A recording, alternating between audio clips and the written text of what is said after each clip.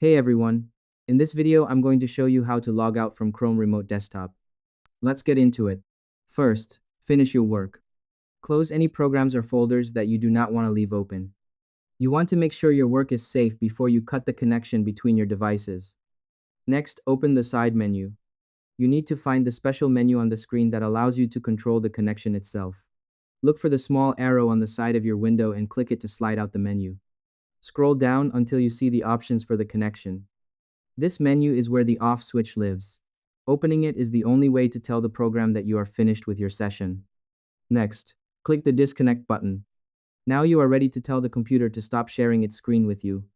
Look for the button that says disconnect in the list of choices.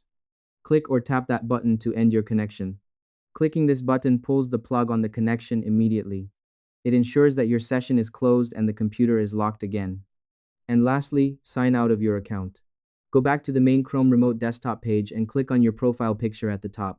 Select Sign Out to finish your task.